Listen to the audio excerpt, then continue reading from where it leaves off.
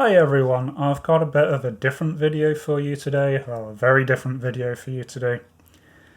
So as a few of you may know, I suffer from chronic pain, and at my wife's urging I thought that it might be useful for me to do a video about it. Maybe help people who are going through something similar with a chronic illness to see what I've learnt about it. And equally, people who don't suffer from chronic pain may still gain something from this, maybe a bit of insight as to what it's like to live with an invisible disability, and maybe change some behaviours out there. So as a bit of background, I suffer from chronic costochondritis, which is technically an inflammation of the cartilage lining of the ribs, but is also just used as general doctor shorthand for unexplained chest pain. As to the symptoms of this, well, it's chest pain. My entire rib cage hurts, and it's made worse by anything that strains the rib cage. As for when this happened when I was 21. Started getting a chest pain after a throat infection, and that chest pain just built and then never went away. Now that has had a major impact on my life, mostly that I'm just unable to work sort of a 9 to 5 office job, so instead I work part-time. So anyway, these are 10 things that I've learned.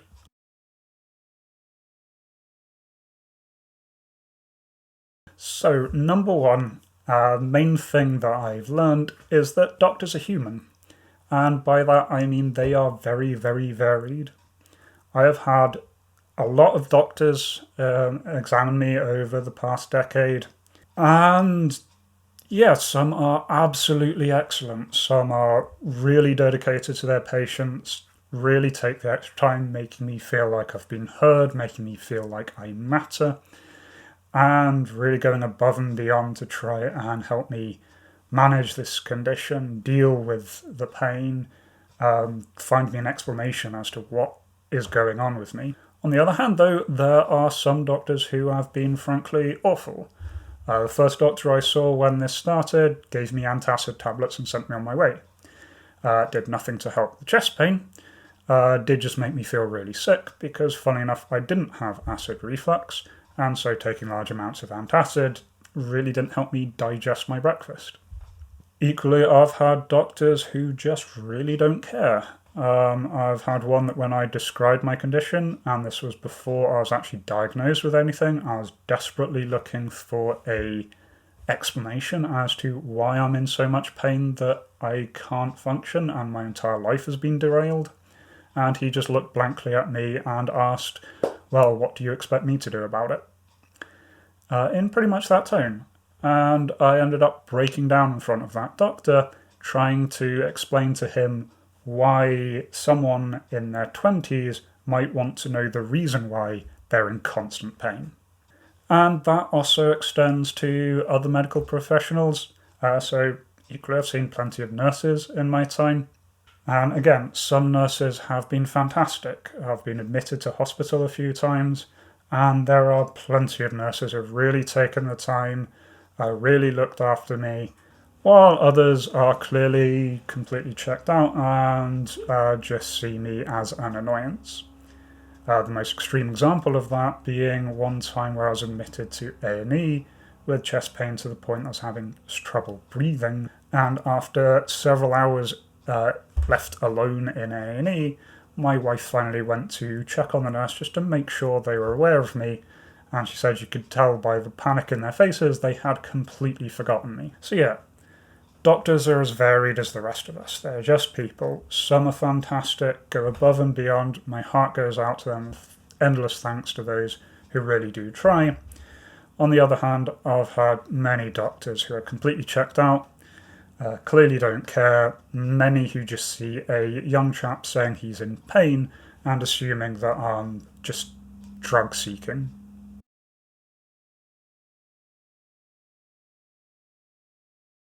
Okay, so the second thing then, something a bit more particular to my condition, being chest pain, is that everything uses the chest. it is really, really hard to rest your chest.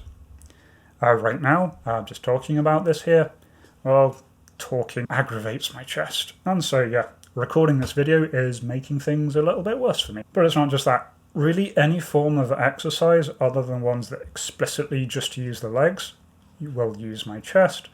And equally then, while you think, okay, well, I can sort of do cycling and so on, problem is any form of cardio makes me breathe heavier, breathing heavier uses the chest pain, everything worse. And it's a lot of little things as well. I certainly hadn't realised before this exactly how much strain picking up a heavy object puts on your chest. And by heavy object, I mean something as light as 1 kilogram, so like a litre bottle of water.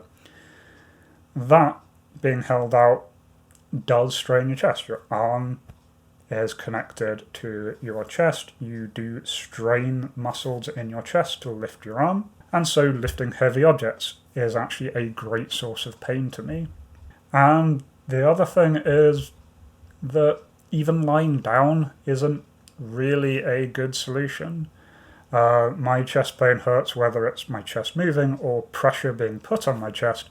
And funnily, it's really hard to lie down without putting pressure on your chest. And so if I'm in a lot of pain, normally I don't go for a lie down. Normally I sit. And other than that, it's just weird things. Standing up for a long period of time does hurt my chest. And so there's very little I can do that doesn't make my chest worse.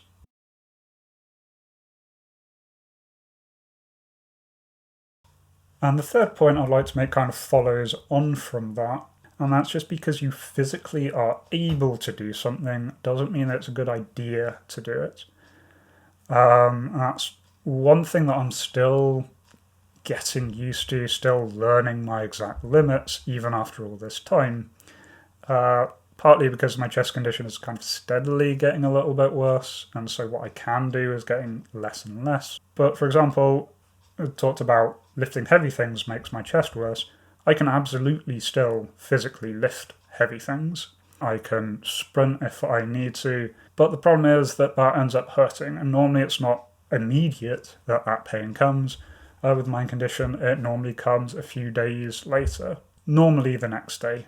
And so normally if I do a lot in a day, say I'm doing a lot of, then I'll normally be fine that day, and people who see me at the time will see me being absolutely fine with it.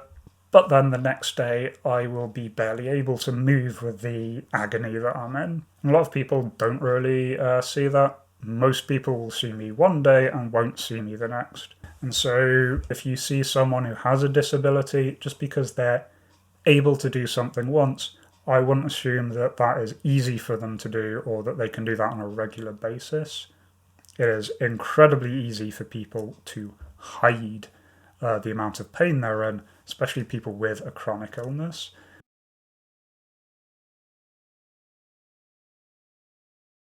So next up, I'd like to mention something else, which is that other people's pain doesn't mitigate yours, it doesn't intensify yours. Your pain and other people's pain are completely separate. On one hand, there are definitely people out there who are worse off than me, and I'm very, very well aware of that. But other people being more sick than me doesn't make my pain any worse. There are people in horrible agony. That doesn't make me feel any better. I'm still in the same amount of pain. And I think that's important for people with any kind of chronic condition, is not to judge themselves against other people out there. If you are in pain and you are suffering, you have every right to feel sorry for yourself, to take care of yourself. You're not taking anything away from anyone else. You're not dismissing anyone else's condition. At the same time, though, it is worth bearing in mind that because you're in pain doesn't mean other people's pain doesn't count. For example, I know I'm in constant pain, but when my wife has an illness and she has a sore chest, it's absolutely fine for her to be complaining to me about the fact she has a sore chest.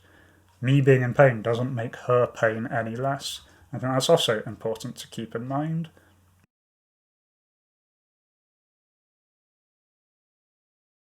So the next thing then, and something that really did affect me, does still affect me, and something I definitely didn't appreciate beforehand, is how closely physical and mental health are interrelated.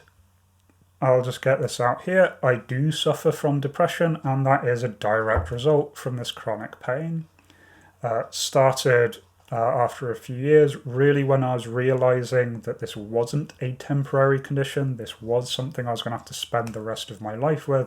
I started becoming very, very depressed, to the point that I did have suicidal thoughts. And at the same time, my mental health does have a direct impact on my physical well being. When I'm getting stressed, it makes me tense up, it makes my chest worse, and it was very, very easy for a very long time of getting into a cycle where my chest would hurt, so I'd become stressed, I'd become anxious, that would make my chest worse, and so my stress would increase, and it would be this horrible cycle.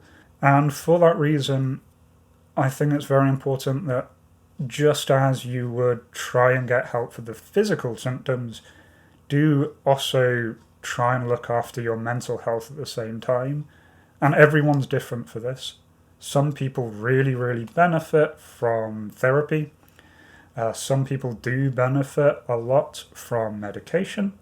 I am still on 2 forms of antidepressant, and they have really helped me. I think that using antidepressants is this weird taboo. People don't like talking about depression.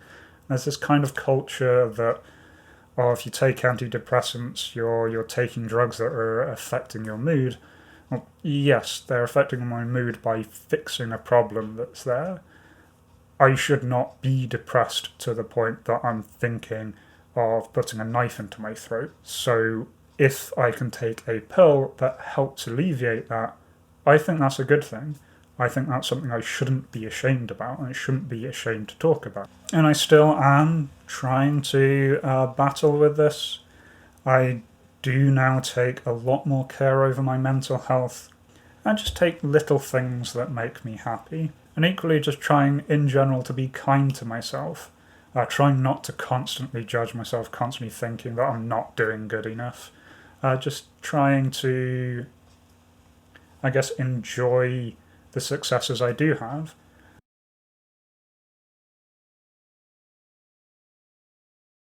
So, on the topic of mental health, one thing that, if you asked me 15 years ago, I never thought I would say was that meditation has really helped me. So I went on a mindfulness course, and mindfulness basically teaches Eastern meditation from the perspective of Western neuroscience, and that appealed to me quite a bit, kind of more of a scientific grounding in how meditation works, made it seem a bit more real to me. And I'm definitely glad that I did that course. Meditation has really helped me just by clearing my mind and really just taking in the moment, feeling everything that I'm feeling, both physically and mentally. It's made me much more aware of both my mental and physical health. It's actually really easy to not realize how depressed that you're getting. And so mindfulness has helped with that, helping me realize when I'm getting quite a lot down. And so I can start taking those steps, those little things just to cheer me up and break me out of cycles. Equally, I've mentioned how easy it is for me to do too much and then suffer for it the next day. Mindfulness has made me a lot more aware about my body, and so I can feel those early warning signs. So yeah, I'd certainly recommend giving meditation a try to really anyone. It really helps just to be a bit more aware of your body, a bit more aware of your mental state, so you can start actively making choices instead of your emotions controlling you. You can take steps to control your emotions.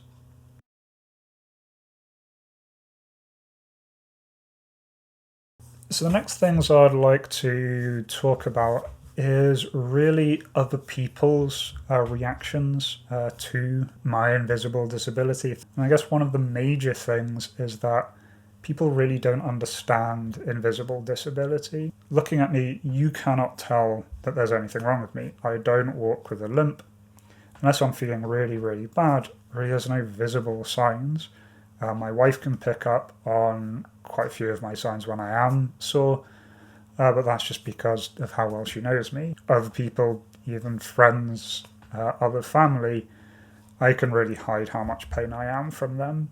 And so for most people out on the street, I'm just a normal person. And so people get very quickly very judgmental when they see me avoiding any physical tasks.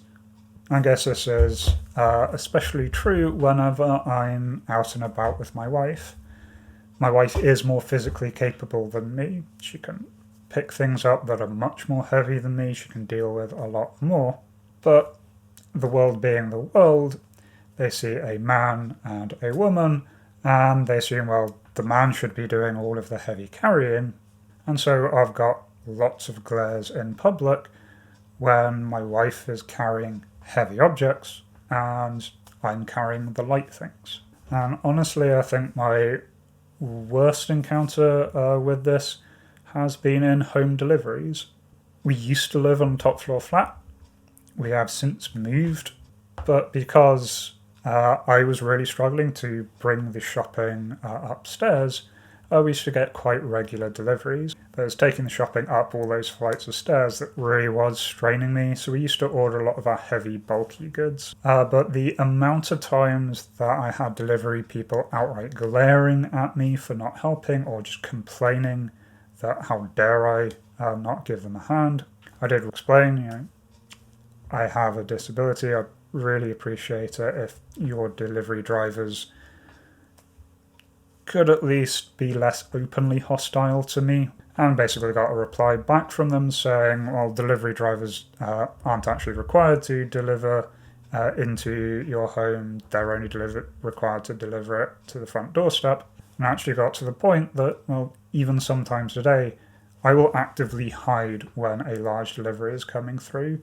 My wife will take the delivery because, again, world being the world, delivery drivers do not expect my wife to help them at all with the delivery. And there's lots of other small things like that. I mean, I used to get the bus quite often, and it got to the point that I would just stand up on the bus rather than take a seat, even though standing for a long time, particularly on a bus with the vibrations and the jostling, did make me worse, rather than get that glare of, oh, this is a young guy who can't be bothered to stand.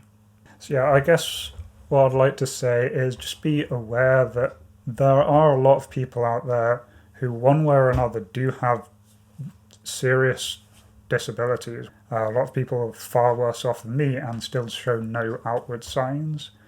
So don't assume because you see someone not lifting something heavy or not doing some activity, or maybe even as little as not offering to help you with something. Don't assume they're doing that out of being callous or reckless or spiteful. And, just in general, try and be kind to one another.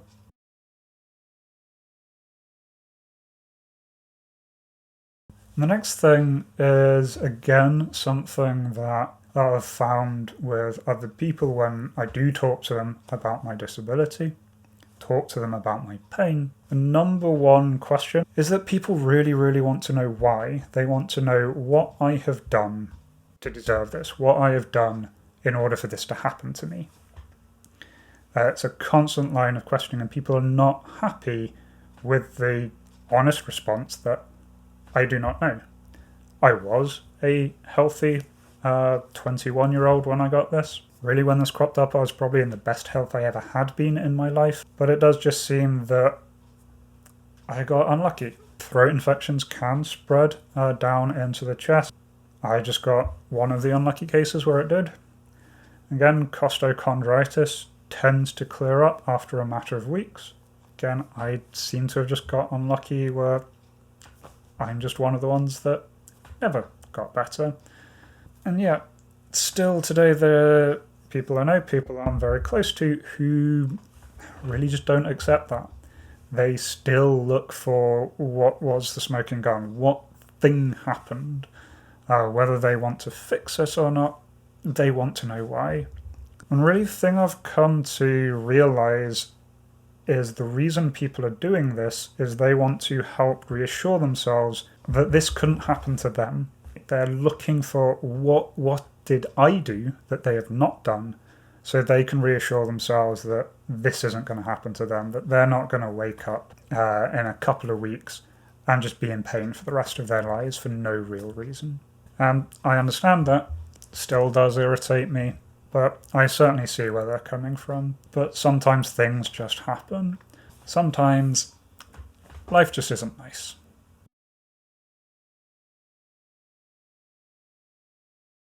So the last two things are a little more personal about me particularly. I am a father. I've got two children, a toddler and a baby. And unfortunately, one of the things that's really, really hard about this, and the thing that I'm really struggling with these days, is that this illness absolutely can make me feel like a terrible parent. Now, I absolutely do my best. My children are absolute joys. They are the best thing to ever happen to me. But I feel so often that I am letting them down because there's so much that I just can't do. I can't explain how awful it feels to have a toddler that just wants to be picked up and cuddled, and you are having such a bad day with your pain that you're physically unable to do that. You are unable to give them that comfort. And you go down, you throw your arms around them, you cuddle them as much as you can, but they want to pick up. They want to feel safe, and you can't. That is the most awful feeling that I've ever experienced. And other than those kind of extreme cases, there are lots of little things. There are lots of days where we've planned something as a family and I have to back out because I've woken up in too much pain. And really, there's not a day that goes by that I don't feel guilty that I can't do more for my children. And here I don't really have an answer. This is something I am very, very much struggling with. I struggle with every day.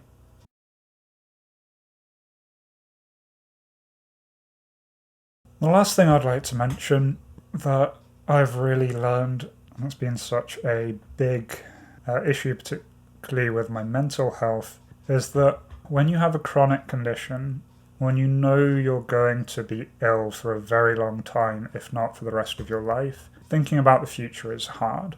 I've always been a sort of long-term person, quite happy to do a lot of hard work now to get a reward further down the line. And that's really very hard when you know that you're going to be in pain. And it's one thing that always comes back to me when I'm having a particularly bad episode, when I'm in absolute agony, I'm struggling to be able to talk, I'm struggling to be able to breathe. There's always a thought that creeps into my mind that is, statistically, this is not going to be the worst pain I'm in. I, hopefully, have more years ahead of me than I do behind me, and I'm going to be sick for all of those years. So no matter how bad I am at this particular moment, there probably will be somewhere in the future that I'll be worse. And that is a really depressing thought. And again, even more so now with my children. Thinking about the future, I'm just constantly getting reminded of all the things I'm not going to be able to do with them. And again, just like the last point, this isn't something I have an answer to. This isn't anything I have advice on for anyone out there, other than just to say if you are dealing with something similar, I think this is completely normal. Trying to plan for a future when the one certainty about the future is that you will be in pain is something very difficult to do. I hope someone out there finds this useful.